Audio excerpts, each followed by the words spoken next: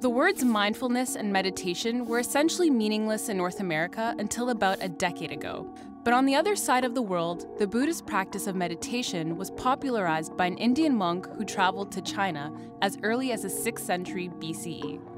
The popularity of mindfulness has been on a steady incline since then, and today there are over 9 million Americans who meditate.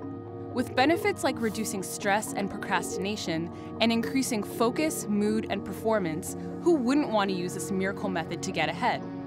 But still, how do you put a price on peace and quiet?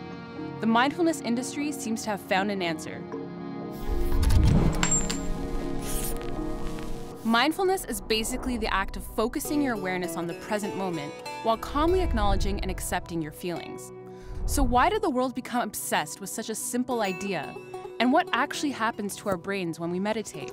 If you look at a definition of mindfulness, mindfulness went from a very spiritual tradition to a much more secular approach. And what's happening with the brain is that the emotional parts of our brain are actually being down-regulated. And so you're seeing that someone who meditates a lot, his or her brain is not as reactive to stress, for example.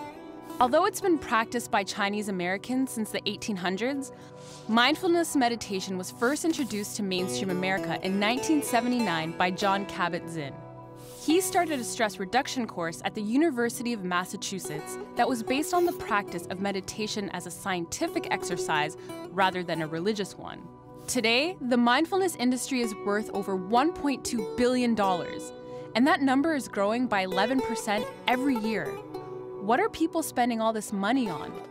Relaxing isn't exactly an easy task in our stress-inducing lives. And so we're willing to fork out a lot of cash to anybody who can help us do it more easily. That's what started the adult coloring book craze in 2015, which increased the number of coloring books sold from 1 million in 2014 to 12 million in 2015. And the books were so popular that they even led to a global pencil shortage. But if coloring isn't enough to calm you down, there are almost 2,500 meditation centers in the US, and together they make more than $659 million. If social soul-searching isn't your thing, you could always go for a float, the term used for spending time in a sensory deprivation chamber.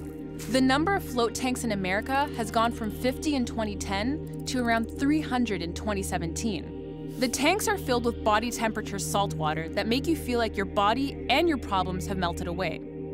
And it'll cost you up to $90 to lie down in one for an hour. But for getaways that are more physical than mental, there's wellness tourism, where trips can cost up to $6,000 for a week of Tibetan yoga and all-day meditation in places like Myanmar and the Himalayas. These kinds of trips are so popular and so expensive that US citizens spent $200 billion on them. But mindfulness and meditation aren't constrained to the real world. There are lots of people making money creating a more convenient kind of meditation. The most successful of all of them is meditation-based smartphone apps. And in the first quarter of 2018, the top 10 mindfulness apps made $50 million combined.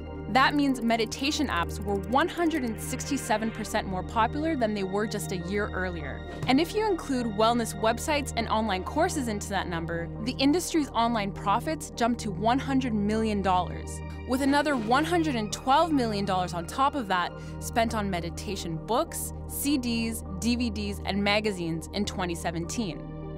Mindfulness is something that we develop so we take this non-judgmentalist stance towards our emotion. So the brain is changing, and those changes benefit those who practice mindfulness for a longer time. But meditation isn't for everyone. And try as they might, some people just can't get into it. So when it comes to mindfulness, you might not find inner peace, but you might just find a piece of the profits. Each week, New Money looks at a different industry to see how the people in it are making money. So if you liked what you learned, be sure to subscribe below and check out our other videos.